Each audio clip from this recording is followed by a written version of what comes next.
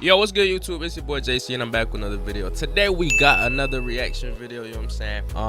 But before we get into this video, I appreciate it if you hit that sub button. We are on the road to 1K. We just hit 300 on the channel, you know what I'm saying? So I really would appreciate it if y'all subscribe so we can hit that 400 mark, and then, you know what I'm saying? Yeah, but today's video is titled How Kendrick Destroyed Drake in One Night. Now, if y'all know, they be having beef and shit, and recently, this video I think is like a couple days older, but Kendrick performed at the the halftime show, the halftime Super Bowl performance, whatever you call it, bro. So I mean, apparently it's mixed emotions about it. People are saying that like they didn't really like it, some people saying they enjoyed it. But yeah, I mean, it seems like they really trying to take this nigga Drake down for real, bro. No cap, bro.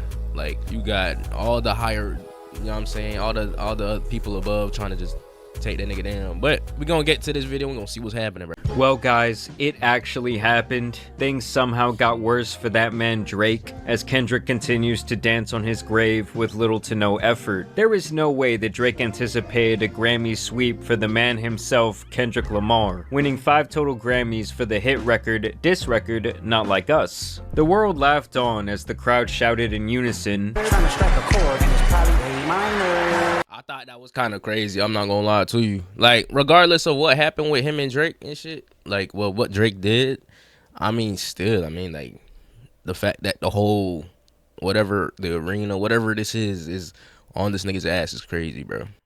What's up with it? Man, to be honest, some of these P. Diddy enthusiasts need to sit down because they are on that very same shit. Somewhere from a dark cave, Drake is tweeting out from a burner account how he's ready to move past the fakeness of award shows. Guys, the Heart Part 6 should have won all the awards. That Epstein angle was what he expected. He didn't mess with no teenage girl. And he knew if Kendrick opened his mouth, they'd hand him a Grammy. Really though, Kendrick would go up there and thank God, DJ Mustard, and of course the city of Compton for helping him achieve this. We're gonna dedicate this one to the city. In total, Kendrick now has 21 Grammys, and he could have had 2 more had Macklemore not robbed him for Best Rap Song and Best Rap Album back in 2014. And the Grammy goes to Mac. 100%, damn, what the fuck? 100%, I do think that Kendrick should have won that shit. I'm not gonna lie to you, bro. That nigga was coming out with hits back then. Lamar and Ryan Lewis.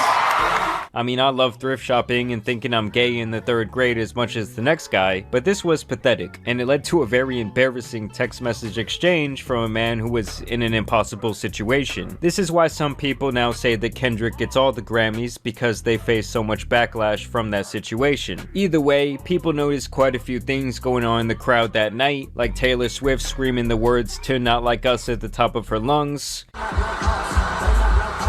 Beyonce looking extra happy the elimination of Drake. So, like, I'm so confused. Do these people just not dislike Drake? I'm so confused, like, because I mean, I never seen any of this until the beef came out, or like they started beefing. Oh shit, fuck, bro. Like, why am I messing? AKA the head man at UMG, high-fiving after Kendrick was announced the winner, leading to a lot of conspiracy theories. But I just think that California took the W, and UMG is very petty. Most people do not take well to mocking their culture or their business, and I don't think that LA liked the Snoop or Tupac AI, much less coming at Kendrick in the first place. So this kind of became like a California versus Drake fight, which was an element that kind of flipped the whole situation on its head. I mean, it's gotten to the point where you have kids at the Grammys going up to Drake's dad, mocking him, singing Not Like Us in his ear.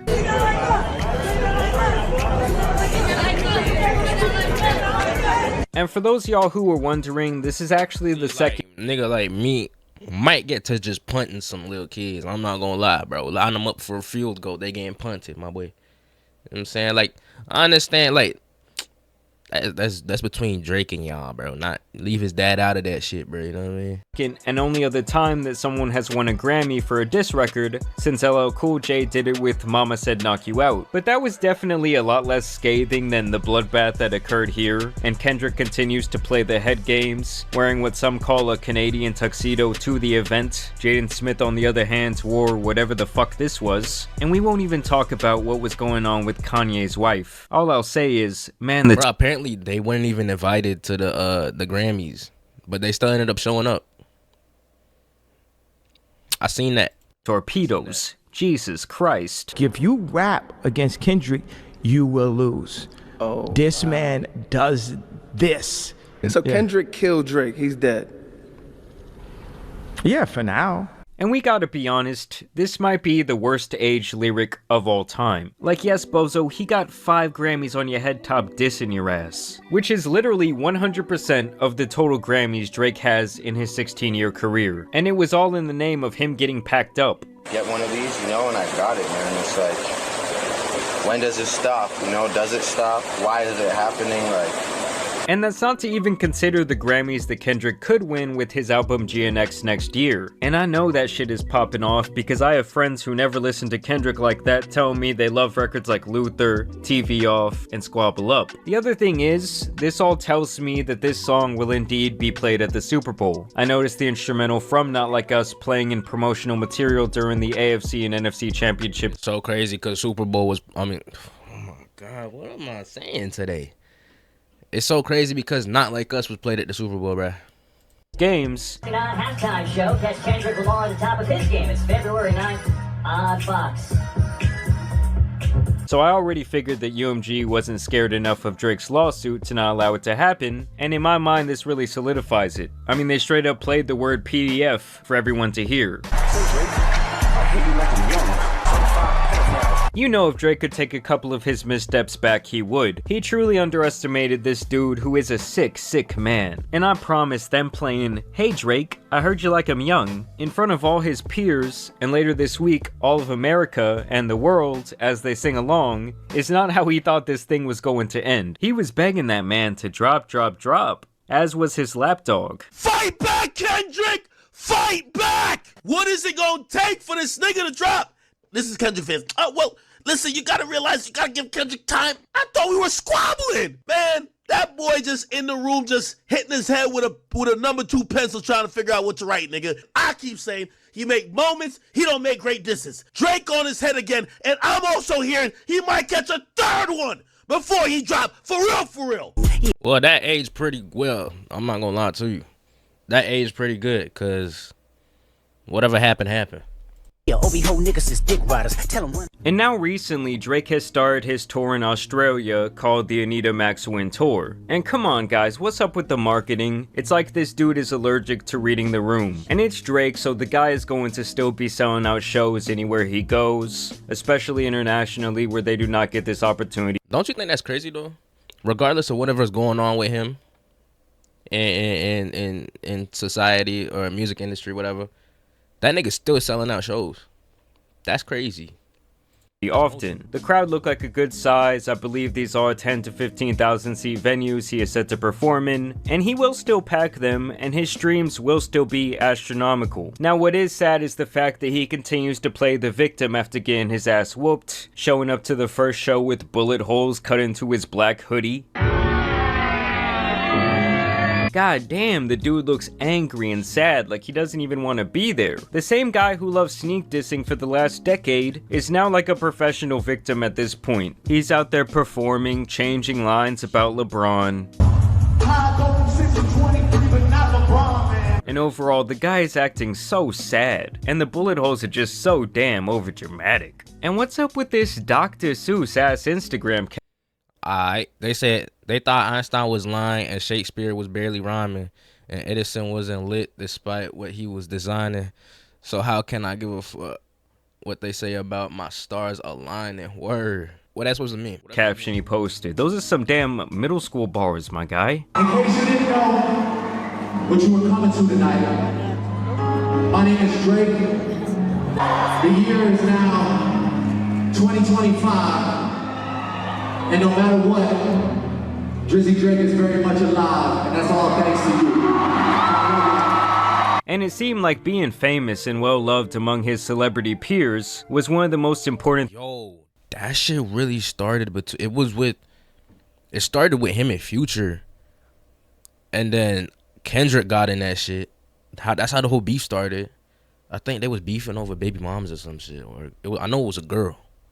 They was beefing over something like that. And that, bro, that's crazy. Now this nigga won 5 Grammys over that shit. That's crazy.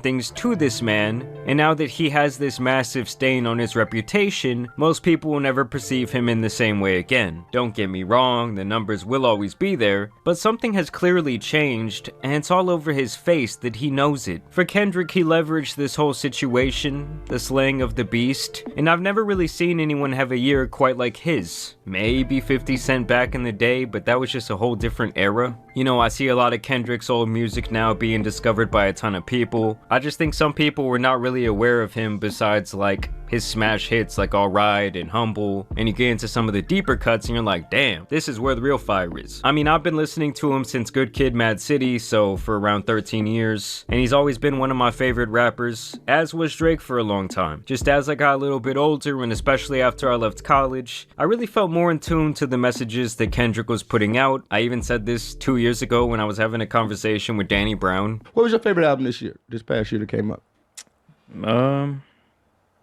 I like the Kendrick album. I mean, don't get me wrong, guys, Drake was great, but after a while, a lot of his work just got to be very redundant to me, and I mainly tapped out after Scorpion. And by the way, UMG still finds Drake's lawsuit to be total nonsense. Even 50 Cent, who was in Drake's corner for a long time, who had brought up this list of his enemies, this is the op page, had to admit that the lawsuit was dumb and that Drake had benefited from the same luxuries of record promotion in the past.